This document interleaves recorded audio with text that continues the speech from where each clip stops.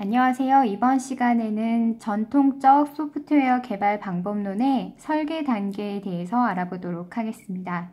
설계라는 것은 이 앞 단계인 분석 단계에서의 산출물인 요구 분석 명세서를 토대로 소프트웨어를 개발하기 위해서 알고리즘과 처리 대상 자료 구조를 문서화하는 단계입니다.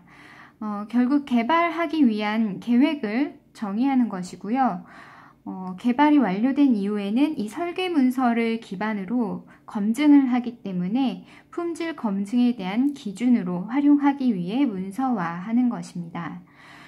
이렇게 설계를 정확하게 하는 것은 결국 개발 산출물의 품질을 향상시키는 것이 되는 것이고요. 유지보수에 대한 비용을 최소화하는 토대가 되기 때문에 매우 중요한 활동입니다.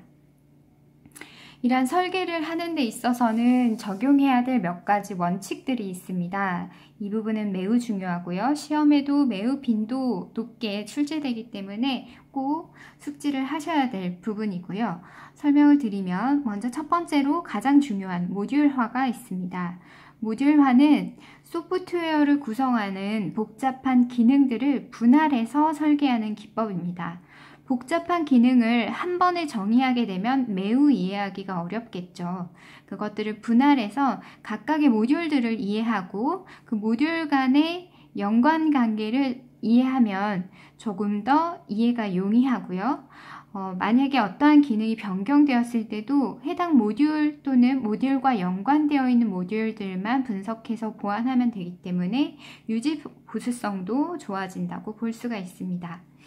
이 모듈화에 대한 부분은 다음 시간에 조금 더 구체적으로 볼 거고요. 다음은 추상화를 보겠습니다. 추상화라는 것은 전체 개념에 대해서 포괄적으로 먼저 설계를 하고 그 이후에 점진적으로 세분화 또는 구체화해 나가는 설계 기법입니다. 예를 들면 고객이 주문을 한다라는 부분을 설계했을 때 고객이 먼저 주문 등록을 하고 물류센터에서 배송을 하고 고객이 주문에 대한 구매 확정을 한다라는 부분을 먼저 계략적으로 설계를 하게 되고요.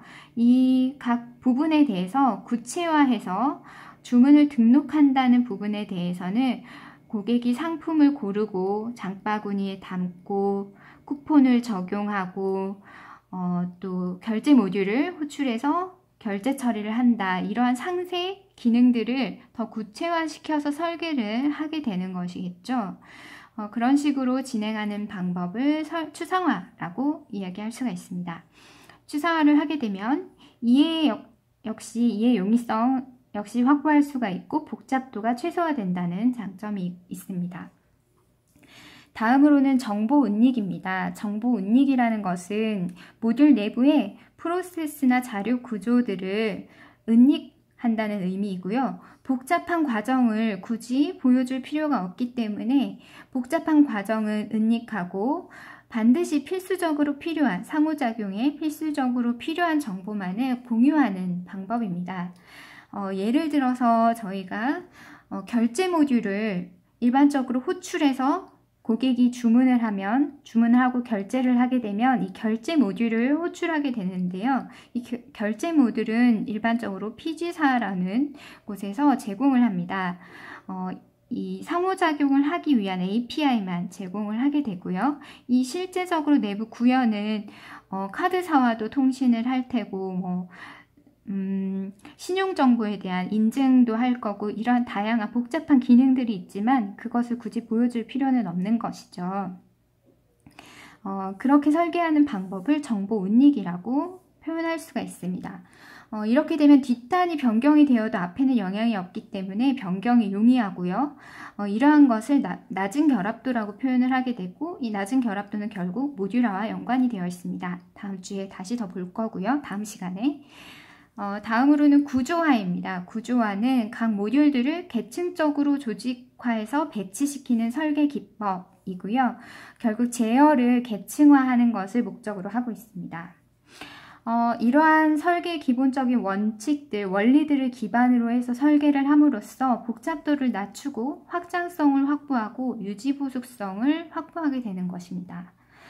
그러면 다음으로는 설계를 어떻게 해야 좋은지, 좋은 설계를 위한 지침을 몇 가지 보도록 하겠습니다. 이런 부분도 간혹 정보처리 기사에는 출제가 되기 때문에 한번 보시면 좋을 것 같고요. 첫 번째는 우선은 품질을 고려해야 됩니다. 저희가 품질에 대해서는 기존에도 한번 보였었죠. 표준화된 품질 지표들이 있고, 이 중에서 각 시스템별로 중요시하는 지표는 각각 다를 수 있지만 최종적으로는 어쨌든 품질을 고려해서 설계를 해야 된다는 부분이고요. 다음은 위에서 설명드렸던 이러한 설계 원칙들을 기반으로 해서 설계를 해야 된다는 부분입니다. 그리고 세 번째는 낮은 결합도와 높은 응집도라고 하는 것은 결국 모듈화를 의미하고요. 가장 중요한 모듈화를 실현함으로써 유지보수성이나 이런 이해 용이성을 확보할 수 있는 부분이죠. 그리고 네 번째로는 명확한 표현, 매우 중요합니다. 지난 시간에도 제가 강조해서 말씀드렸었는데, 각 사용자 또는 개발자가 사용하는 용어들이 각각 다르기 때문에 표준화된 용어를 이용해서 설계 문서를 작성하는 것이 다양한 이해관계자들이 동일한 선상에서 어떠한 기능들을 이해하는데 도움이 된다는 부분이죠. 그래서 정확하고 명확한 용어를 이용해서 설계 산출물을 작성하는 것이 매우 중요합니다. 네, 이렇게 알아보았고요. 다음으로는 설계를 하기 위한 기법들, 설계 유형이라고도 볼 수 있는데요. 설계하기 위한 기법들을 좀 보겠습니다. 설계하기 기법은 여러 가지 관점으로 나누어서 볼 수가 있습니다. 사용자 관점에서는요, 내부 설계와 외부 설계로 나누어서 볼 수 있습니다. 내부 설계라는 것은 시스템 내부, 즉 자료구조나 어떤 알고리즘, 비즈니스 로직, 처리 절차 등을 명세화하는 것을 내부 설계라고 하고요. 외부 설계는 타 시스템과의 연동 등 외부 환경과 상호작용하는 부분에 대한 명세화를 의미합니다. 다음 설계 측면에서는 기본 설계와 상세 설계가 있습니다.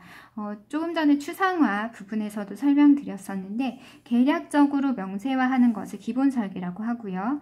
계략적으로 명세화된 것을 기반으로 각 모듈에 대해서 구체적으로 명세화하는 것을 상세 설계라고 표현합니다. 다음으로 기술적인 측면에서는 데이터에 대한 설계, 그리고 아키텍처에 대한 설계, 인터페이스에 대한 설계, 절차에 대한 설계가 있습니다. 데이터에 대한 설계는 객체와 속성, 그리고 그 객체 간의 관계 등을 설계하는 것이고요. 분석에서도 그 도구로서도 설명드렸던 ERD 등을 이용해서 명세화할 수 있습니다. 이러한 도구들은 지난 시간에 분석 단계에서 사용하는 도구들을 구체적으로 설명드렸었는데, 그러한 도구들은 분석 단계에만 한하지 않고 설계 단계에서도 필요에 따라서는 같이 활용이 가능하기 때문에 그런 부분 같이 보시면 될 것 같고요. 다음으로 아키텍처 설계라는 것은 구조 설계라는 표현을 사용하기도 합니다. 소프트웨어를 어떠한 구조로 설계를 할지에 대한 부분이고요. 지난 시간에 설명드렸던 데이터 플로우 다이어그램이나 이러한 도구들을 활용해서 설계를 하게 됩니다. 각 모듈의 구성, 그리고 모듈 간의 관계 등을 정의하는 것이고요. 아키텍처를 설계함으로써 의사소통도 용이하게 되고요. 소프트웨어 재사용성도 확보하고 유지보수성도 확보할 수 있습니다. 다음으로 인터페이스 설계는 사용자와 인터페이스 하는 부분인 UI 또는 UX 설계라고도 표현할 수 있죠. 이런 인터랙션에 대한 설계입니다. 그리고 시스템 간의, 모듈 간의 인터페이스, 데이터 인터페이스를 하게 되죠. 주문 시스템과 물류센터에서 사용하는 WMS라는 창고를 관리하는 시스템 간의 연계 등을 인터페이스 설계라고 볼 수 있습니다. 결국 상호작용을 위한 설계라고 보시면 되고요. 다음으로 절차 설계는 실제적으로 어떠한 모듈들이 어떠한 기능을 가지고 있는지를 설계하는 것이고요. 로직이나 알고리즘에 대한 설계라고 볼 수가 있습니다. 이 절차 설계가 어떻게 보면 상세 설계라고 설명을 드릴 수가 있겠죠. 이러한 설계를 모형으로 표현을 하기도 합니다. 이런 부분도 시험에는 간혹 출제가 되는데요. 가장 많은 시간이 소요되는 설계는 데이터 자료 설계입니다. 데이터 설계라고도 하고 자료 설계라고도 하고요. 그리고 이 데이터 설계를 기반으로 아키텍처, 구조에 대한 설계를 하게 되고요. 그리고 그 구조를 기반으로 그 시스템 간의 또는 사용자 간의 상호작용인 인터페이스를 설계하게 되고, 이런 것들이 모두 완료가 되고 나면 세부 모듈들에 대한 상세 설계인 절차 설계를 수행하게 됩니다. 즉 아래에서부터 위로 진행되는 이 단계에 대해서 한번 보시면 될 것 같고요. 마지막으로는 이제 설계를 어떤 식으로 하는지 자료 흐름 중심의 설계 절차에 대해서 설명드리도록 하겠습니다. 저희가 현재 전통적 소프트웨어 개발 방법론인 구조적 개발 방법론에 대한 설계를 보고 있기 때문에 자료 흐름 중심의 설계이고요. 나중에 객체 지향에 대한 부분은 조금 더 또 다릅니다. 일단 자료 흐름 중심의 설계 절차는 먼저 정의하는 단계를 거치고요. 정보의 흐름이나 유형을 설정하게 됩니다. 그리고 정보의 흐름 간의 경계를 정의하게 되죠. 그리고 구조화하는 단계를 거치게 됩니다. 자료 흐름도를 프로그램 구조로 사상하는 것이고요. 조금 전에 보았던 아키텍처 설계라고 보시면 될 것 같습니다. 그리고 제어 계층을 분해해서 정의를 하고요. 마지막으로 상세화 단계인 상세 설계라고 말씀드렸죠. 절차 설계라든지 이러한 상세화 단계를 거쳐서 구체화시키는 것으로 설계가 진행이 되게 됩니다. 이렇게 해서 이번 시간에는 전통적 소프트웨어 개발 방법론의 설계 단계에 대해서 알아보았고요. 다음 시간에는 이 설계 단계에서도 가장 중요한 모듈화에 대해서 조금 더 구체적으로 알아보도록 하겠습니다. 수고하셨습니다.